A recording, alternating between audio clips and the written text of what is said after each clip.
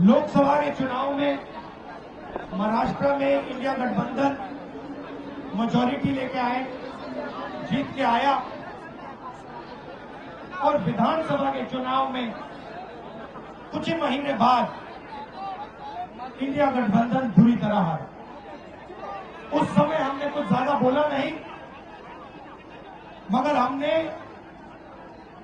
काम शुरू किया।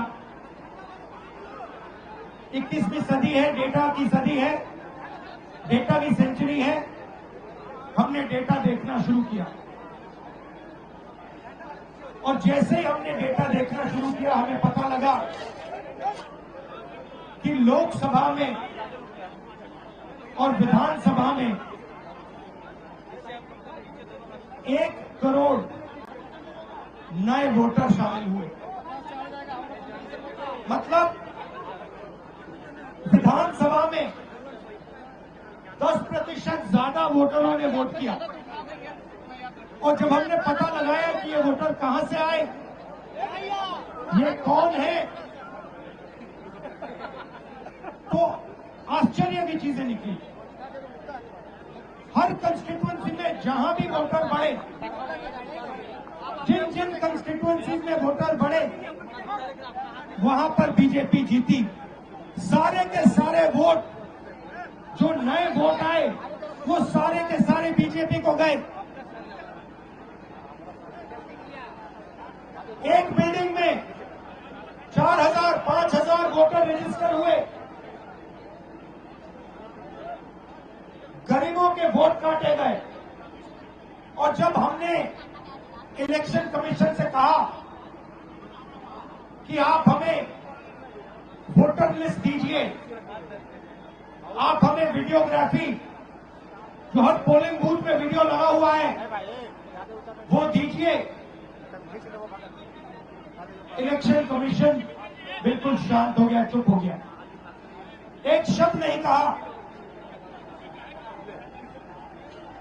एक बार नहीं, अनेक बार हमने उनसे कहा कि देखिए, कानून कहता है कि हमें वोटर लिस्ट दी जाए, कानून कहता है कि वीडियोग्राफी हमें दी जाए।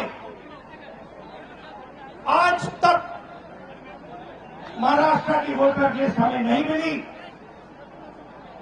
वीडियोग्राफी का कानून बदल दिया क्योंकि वो सच्चाई छुपाना चाहते हैं। यहां पे हम आए हैं, 7 मूर्ति हमारे पीछे है। यहां लोग शहीद हुए, संविधान के लिए शहीद हुए। और संविधान में लिखा है कि हिंदुस्तान के हर नागरिक को, चाहे वो किसी भी जात का हो, किसी भी धर्म का हो, हर नागरिक को एक वोट मिलना चाहिए। इलेक्शन कमीशन, मैं आपको साफ बोल रहा हूं, और आप जानते हो मैं बिना बात को समझे,